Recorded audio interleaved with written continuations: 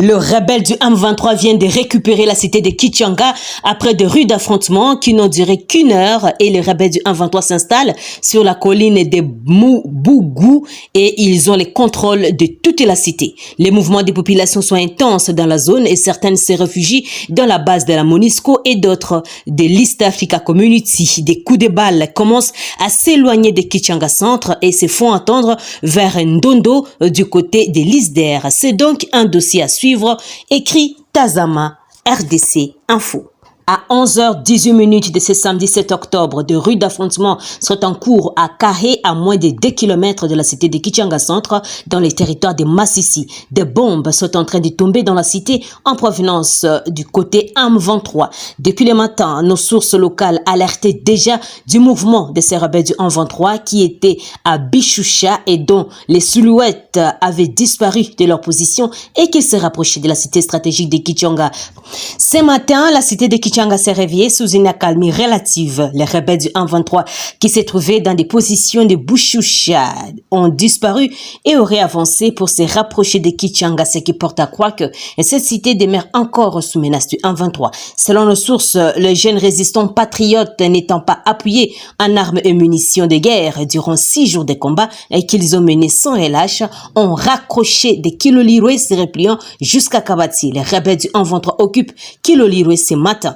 Pendant ce temps, les forces armées de la RDC disent poursuivre le cessez-le-feu. Un calme précaire s'observe ce samedi matin sur différentes lignes de front. À Nyiragongo, Kibumba, les jeunes résistants gardent leur position d'hier soir. La même situation s'observe dans la cité de Kichanga sous les contingents burundais. Bienvenue, chers téléspectateurs d'Afro Info de 43. Voici la situation de ce vendredi 6 octobre. La région de Kibumba, proche de Goma, en RD Congo, était plongée dans une confusion totale le vendredi soir. Des combats ont éclaté entre les résistants et les rebelles du M23 revivant les tensions dans la région et plusieurs sources rapportent une reprise des affrontements depuis 19 heures avec des tirs du M23 au-delà de ces zones habituelles. Dans la journée, l'armée congolaise a dénoncé une attaque terroriste du M23 RDF contre ses positions à Kibumba aux portes de Goma. Les violentes confrontations entre les résistants et les rebelles du M23 plongé la région de Kibumba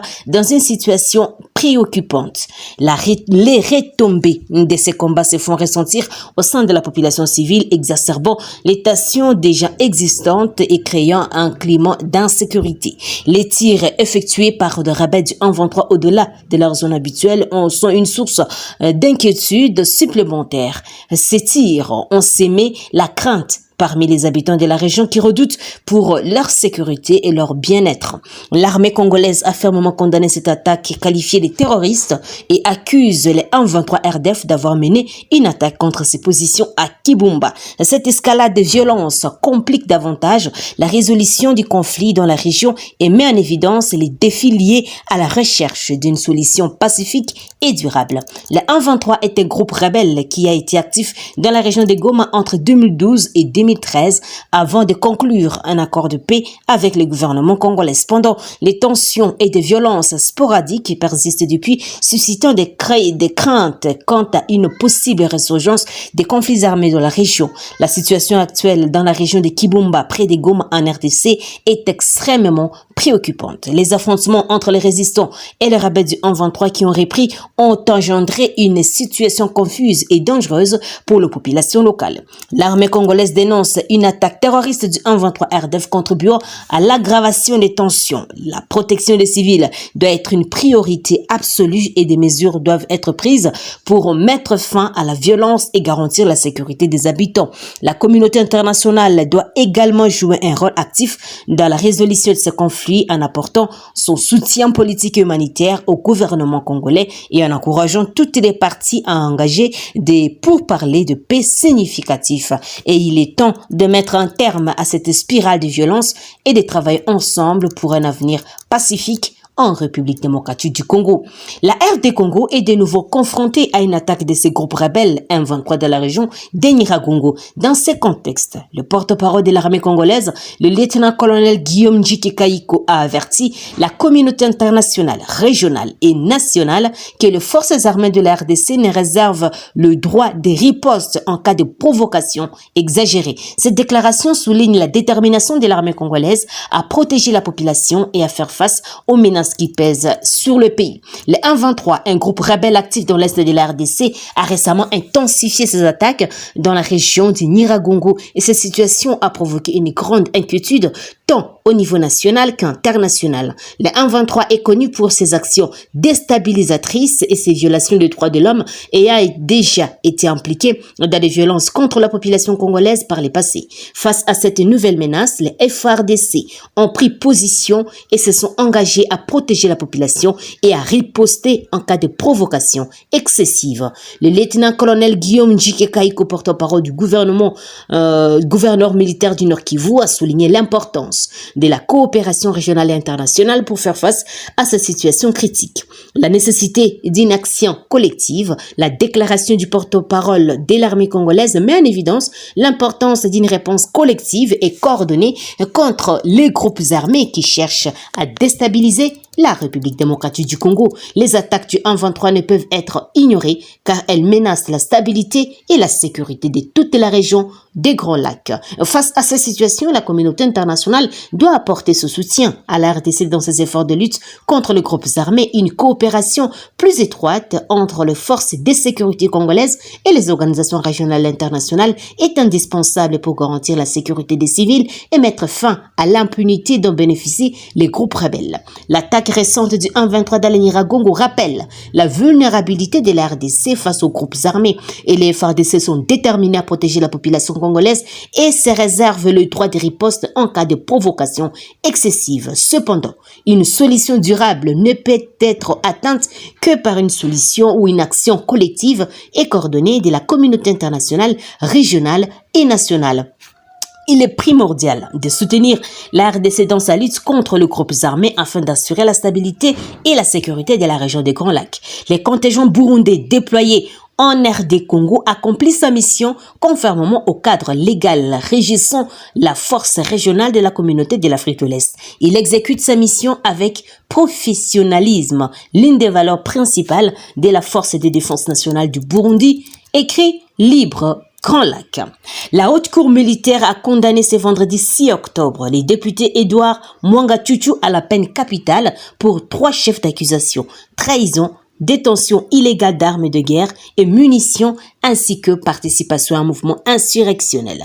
Pour son avocat, maître Thomas Gamakolo, qui a déclaré qu'il va se pourvoir en cassation, son client a été condamné non pas à cause de faits qui lui sont reprochés, mais à cause de son appartenance à l'ethnie Tutsi. On a répété plusieurs fois Tutsi et cela a motivé, comme je l'avais dit lors d'une conférence de presse, que nous sommes dans un procès fondé sur la haine ethnique et nous ne pouvons pas accepter cela. Nous n'allons pas baisser les bras, nous allons nous pourvoir en cassation contre cette décision afin qu'au niveau plus élevé, on puisse prendre en compte les considérations purement d'ordre juridique. Et nous avons suivi un arrêt truffé de supputations, de suppositions, de conjectures et de déductions intellectuelles.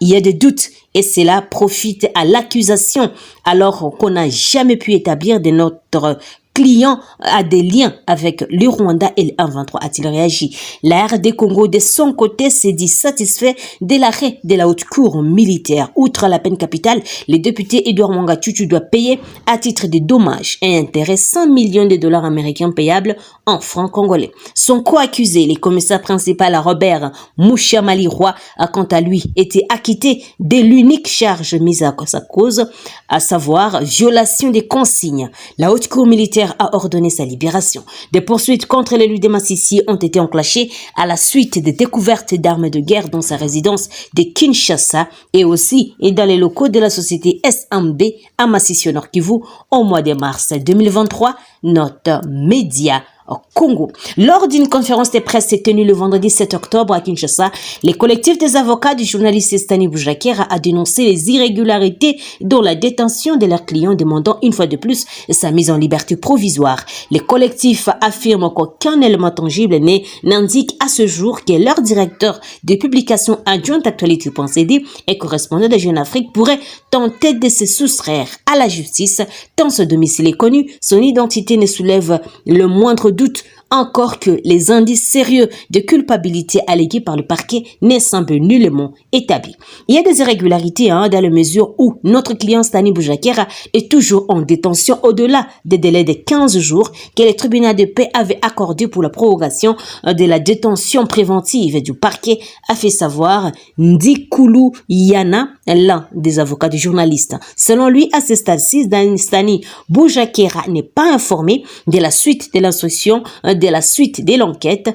Il ne sait pas si l'enquête se poursuit ou si l'affaire a été transmise au niveau du tribunal et nous sommes en train de considérer à ce jour que la détention est totalement irrégulière.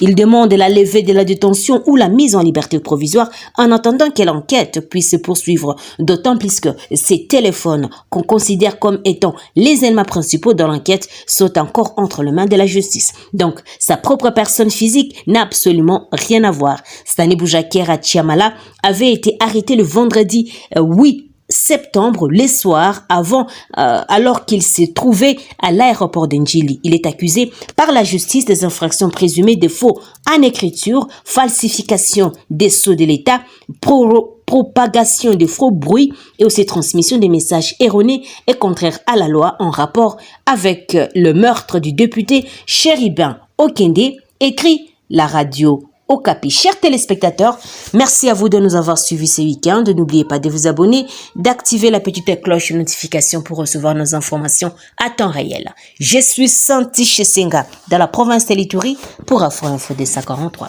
Au revoir.